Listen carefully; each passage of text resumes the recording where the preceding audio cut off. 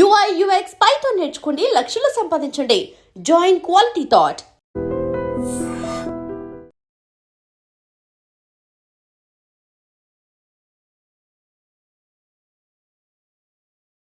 So 2014లో Telangana June 2న వస్తే సెప్టెంబర్లో బతుకమ్మ పండుగ వచ్చింది అధ్యక్ష. నేను అంతకుముందు తెలంగాణ జాగృతి నుంచి దాదాపుగా 8-9 సంవత్సరాల నుంచి కంటిన్యూస్గా బతుకమ్మ పేరుతోని ప్రతి సంవత్సరం కార్యక్రమాలు చేసేదాన్ని అధ్యక్ష. 2014లో వచ్చినటువంటి బతుకమ్మ, తెలంగాణ రాష్ట్రం ఏర్పడ్డ తర్వాత వచ్చినటువంటి మొదటి బతుకమ్మ నుండే నా మీద రిస్ట్రిక్షన్స్ ప్రారంభమైనాయి అధ్యక్ష. పొలిటికల్ పార్టీలో ఒక వ్యక్తిని స్వేచ్ఛను ఎట్లా హరిస్తారని చెప్పడానికే ఎగ్జాంపుల్ చెప్తా ఉన్నాను అధ్యక్ష. అధ్యక్ష, ఇక్కడ పర్సనల్ ఇష్యూస్ మాట్లాడకుండా నేను రూల్ పొజిషనే కోట్ చేసి మాట్లాడతాను అధ్యక్ష. అధ్యక్ష, section 29A of representation of peoples act ఉంటుంది అధ్యక్ష. It is a statutory obligation for political parties to follow democratic norms. అంటే ఒక వ్యక్తి ఒక పార్టీలో చేరాడంటే ఆ వ్యక్తి యొక్క భావజాలాన్ని కానీ, ఆ వ్యక్తి యొక్క భావ ప్రకటన స్వేచ్ఛను కానీ ఆ పొలిటికల్ పార్టీస్ హరించడానికి లేదు అధ్యక్ష. నేను గత 8 సంవత్సరాలుగా ఇండిపెండెంట్గా ఒక వ్యక్తిగా సంస్థను నడుపుతూ చేస్తున్నటువంటి ప్రయత్నాలని అడ్డుకట్ట వేయడానికి మొదటి రోజు నుంచే ప్రయత్నం జరిగింది అధ్యక్ష.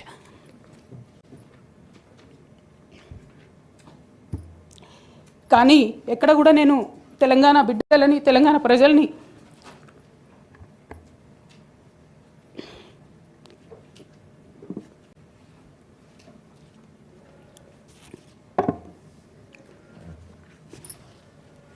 వాళ్ళను డిసప్పాయింట్ చేయదు కాబట్టి నవ్వుతూ పనిచేస్తూ వెళ్ళిపోయిన అధ్యక్ష.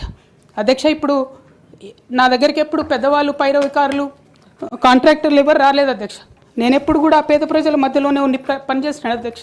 నా దగ్గరికి వచ్చినటువంటి బీడీ కార్మికులు కావచ్చు, బీడీ టేకేదారులు కావచ్చు, అంగన్వాడీ టీచర్లు కావచ్చు, ఆశా వర్కర్లు కావచ్చు, ఐకేపీ ఎంప్లాయీస్ కావచ్చు అధ్యక్ష, అదేవిధంగా జిహెచ్ఎంసీ కార్మికులు కావచ్చు అధ్యక్ష, టీచర్లు కావచ్చు అధ్యక్ష, నిరుద్యోగులు కావచ్చు, ఆడబిడ్డలు కావచ్చు, సింగరేణి ఉద్యోగులు కావచ్చు, కరెంట్ ఎంప్లాయీస్ కావచ్చు, ఎవరు వచ్చినా అధ్యక్ష నేను కాదనకుండా నాకెంత వీలైతే అంత పనిచేసి పెట్టేటటువంటి ప్రయత్నం చేసిన అధ్యక్ష.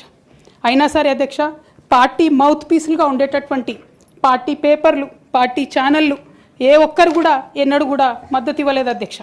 అయినా సరే ధైర్యం వదులుకోకుండా మొక్కువని ప్రయత్నంగా నేను ప్రయత్నం చేస్తూనే వెళ్ళాను అధ్యక్ష. తెలంగాణ రాకముందు, బీఆర్ఎస్ ప్రభుత్వం ఏర్పడకముందు ఒక మాట అనుకున్నాం అధ్యక్ష. కేసీఆర్ గారే పదే ఈ మాట చెప్పారు. ఉమ్మడి రాష్ట్రంలో మనకు కాంట్రాక్ట్ వ్యవస్థ వచ్చింది, మరి కాంట్రాక్ట్ ఎంప్లాయీస్తోని, అవుట్సోర్సింగ్ ఎంప్లాయీస్తోని దేశానికి నష్టం జరుగుతుంది, రాష్ట్రానికి నష్టం జరుగుతుంది, అందరికన్నా ఎక్కువ తెలంగాణ యువకులకు నష్టం జరుగుతుందని చెప్పారు అధ్యక్ష.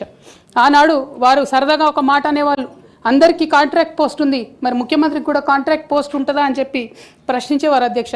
కానీ తెలంగాణ వచ్చిన తర్వాత 10 ఏళ్లలో కూడా కాంట్రాక్ట్ వ్యవస్థను మనం రద్దు చేసుకోలేకపోయినాం అధ్యక్ష. అది కాకుండా అవుట్సోర్సింగ్ ఎంప్లాయీస్, అవుట్సోర్సింగ్ వ్యవస్థను పెంచి పోసిపోయినాం అధ్యక్ష. బాధతో, చాలా ఆవేదనతో నేను ఈ మాటలు చెప్తా ఉన్నా అధ్యక్ష. తెలంగాణ సమాజానికి ఏదైతే ప్రశ్నించడం నేర్పించినటువంటి బీఆర్ఎస్ పార్టీ అధ్యక్ష, అంతర్గత వేదికలలో అనేక సందర్భాలలో నేను ప్రశ్నిస్తే అధ్యక్ష నా మీద కక్ష కట్టారు అధ్యక్ష.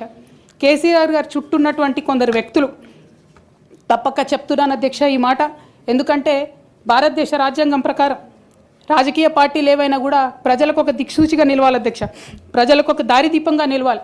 పార్టీలోనే అంతర్గత ప్రజాస్వామ్యం లేకపోతే రాష్ట్రంలో ఎట్లా ప్రజాస్వామ్యం ఉంటుందనే విషయాన్ని కూడా మనందరం గమనించాలి కాబట్టి ఈ మాట చెప్తా ఉన్నాను అధ్యక్ష. మరి కక్షగట్టి నన్ను ప్రశ్నించినందుకు పార్టీ నుండి బయటకు పంపించారని చెప్పి చెప్పక తప్పదు అధ్యక్ష.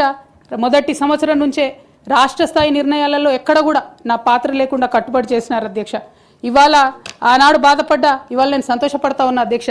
ఎందుకంటే అధ్యక్ష, ధర్నా చౌక్ రద్దు చేయడం అనేటటువంటిది ప్రజాస్వామిక హక్కుల్ని కాలరాయడంలో మొదటి మెత్త అధ్యక్ష.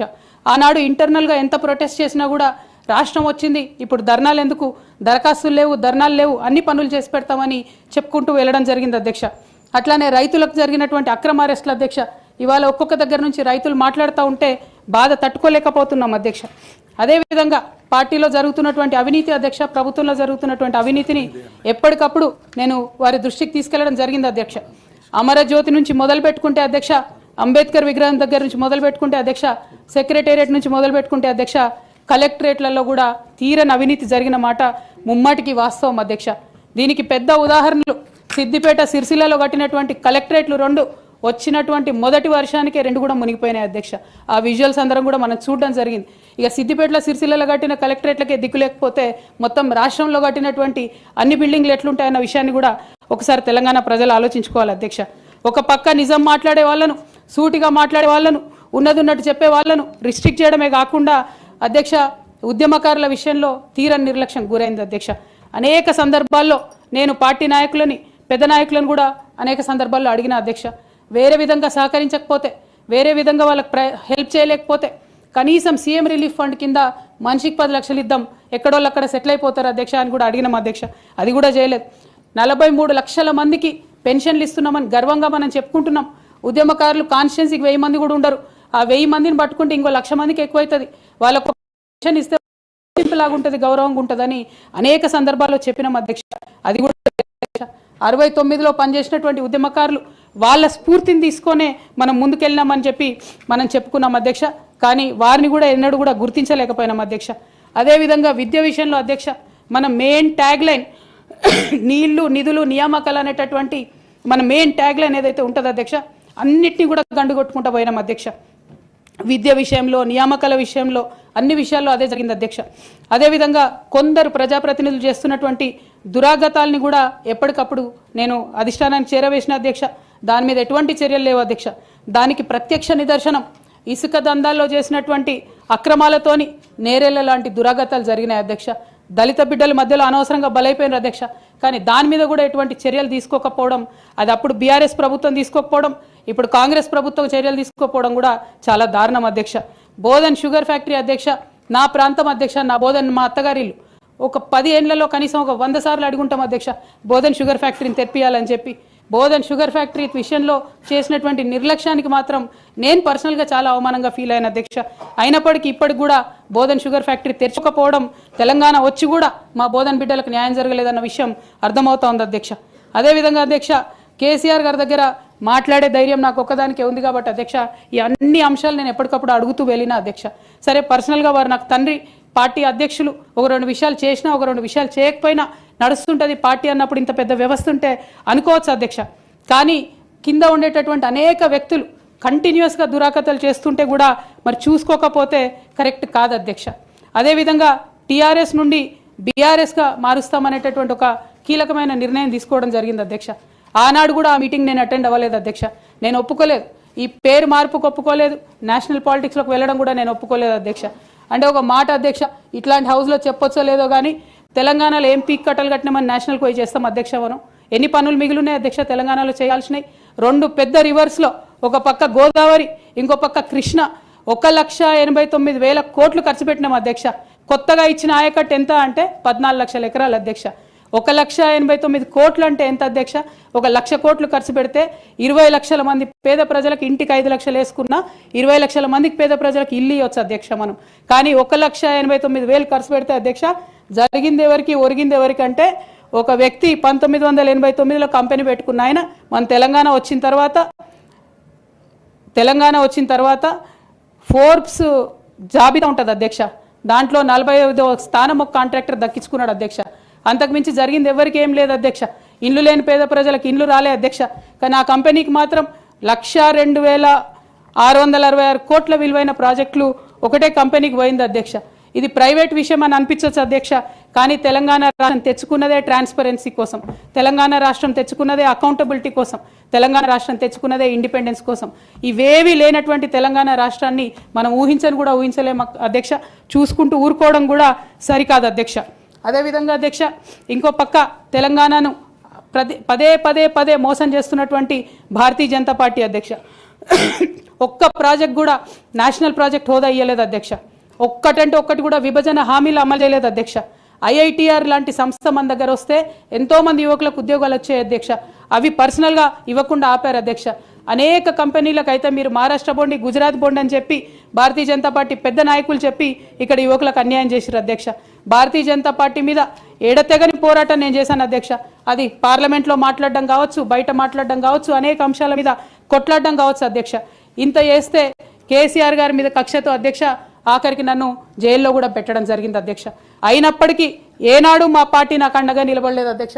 3 సంవత్సరాలు నేను ఒక్కదాన్నే ఈడీతోని, సిబిఐతోని అనేక అంశాల్లో కొట్లాడుకున్న తప్పితే ఎక్కడ కూడా పార్టీ అండగా నిలబడలేదు అధ్యక్ష. ఇది ఎందుకు చెప్తా ఉన్నా అంటే అధ్యక్ష, ఒక పార్టీ అంటే ఒక సంఘం అధ్యక్ష. ఒక సంఘం అంటే ఒకే భావజాలంతో కలిసి పనిచేసే వ్యక్తులు అధ్యక్ష. ఒకడు గాయపడి పడిపోతే వాడిని ఎత్తుకొని పోతారు అధ్యక్ష, భుజాల మీద తీసుకొని పోతారు అధ్యక్ష. లేదు నువ్వు మా భావజాలంతో కరెక్ట్గా లేవంటే తీశానాడే అవతల పడేయాలి అధ్యక్ష. అట్లా కాకుండా అదే పార్టీలో కొనసాగాలి, కానీ పార్టీ మీకు అండగా నిలబడదు అనేటటువంటిది కరెక్ట్ కాదు అధ్యక్ష. ఇది డెమోక్రటిక్ సిస్టంలో కాన్స్టిట్యూషన్ స్పిరిట్ని తీసుకొని పనిచేసేటటువంటి పొలిటికల్ పార్టీస్ బిహేవ్ చేయాల్సినటువంటి పద్ధతి కాదు అధ్యక్ష. ఇవన్నీ ఇట్లా జరుగుతూ వస్తున్నటువంటి క్రమంలో బీఆర్ఎస్ పార్టీ అధికారం కోల్పోయింది అధ్యక్ష. అధికారం కోల్పోయిన తర్వాత కాంగ్రెస్ పార్టీ వచ్చి ఒక ఎంక్వైరీ చేసింది అధ్యక్ష, ఘోష్ కమిటీ అని. బీఆర్ఎస్ పార్టీలో ఉన్నటువంటి ఏ పెద్ద నాయకుడు కూడా మాట్లాడాడు అధ్యక్ష. కేసీఆర్ గారు అంటే ఎవరు మాట్లాడారు, అదే కేటీఆర్ గారినో హరీష్ రావు గారినో అంటే అందరు లేచి నిల్చొని మాట్లాడతారు అధ్యక్ష. నేను ఒకటే అంటే అధ్యక్ష, ఒక నాయకుడిని నమ్ముకొని ప్రాంతీయ పార్టీ అంటే ఏంది అధ్యక్ష? ఒక నాయకుడు అధ్యక్ష. ఆ నాయకుడు ఆయన భావజాలం ఆయన ఐడియాలజీ మీద నడిచేదే ప్రాంతీయ పార్టీ. అది ఎన్టీఆర్ గారు పెట్టిన పార్టీ కావచ్చు, కేసీఆర్ గారు పెట్టిన పార్టీ కావచ్చు. ఆ పార్టీ నాయకుడికే దెబ్బ తగిలితే, ఆ పార్టీ నాయకుడి మీదకే మచ్చ వస్తే పార్టీ మనుగడకే అర్థం ఉండదనేటటువంటి ఉద్దేశంతో ఘోష్ కమిటీ అప్పుడు కూడా నేను ఒక్కదాన్నే జాగృతితోని ధర్నా చేసిన అధ్యక్ష. ఏ ఒక్కరు మాట్లాడరు అధ్యక్ష. ఆ తర్వాత అర్ధరాత్రి 2 గంటలకు కాంగ్రెస్ ప్రభుత్వం అసెంబ్లీలో సిబిఐ ఎంక్వైరీకి ఇస్తామంటే కూడా తెల్లారి 12, 1 గంటలు 2 గంటల వరకు కూడా మా బీఆర్ఎస్ పార్టీలో ఒక్క పెద్ద నాయకుడు కూడా మాట్లాడాడు అధ్యక్ష. కేసీఆర్ గారిని ఏమన్నా మాట్లాడారు అధ్యక్ష. మరి అట్లాంటి పార్టీ ఎందుకు ఉండాలి, ఉంటే ఏంది పోతే ఏందని నేను ప్రెస్ మీట్ పెట్టి బలంగా మాట్లాడిన అధ్యక్ష. నేను మాట్లాడలేదని నేను అంటలేను అధ్యక్ష. డెఫినెట్గా అవినీతి పరుల పేరు చెప్పిన, నేను హరీష్ రావు గారి పేరు చెప్పిన, వారి టీంలో ఉన్న అందరి సభ్యుల పేరు చెప్పిన అధ్యక్ష. ఇప్పుడు కూడా చెప్తాను అధ్యక్ష. కానీ అధ్యక్ష చెప్పిన తర్వాత తెల్లారి 2 గంటల లోపల నన్ను సస్పెండ్ చేసిండ్రు అధ్యక్ష. నేను ఒకటే కోరుతా ఉన్నా అధ్యక్ష, ఇందాక నేనైతే representation of peoples act quote చేసినాను అధ్యక్ష. అందులో సెక్షన్ 19.1C అని కూడా ఉంటుంది అధ్యక్ష. ఇది రైట్ టు అసోసియేషన్లో అధ్యక్ష ఆర్టికల్ 19.1C అంటే ఒక అసోసియేషన్లో మనం మెంబర్ అయినంత మాత్రాన ఖచ్చితంగా ఆ party membership does not place an individual outside the constitution అధ్యక్ష. Especially when it concerns the allegation of corruption, maladministration and breach of public trust lies at the core of protected political speech అధ్యక్ష.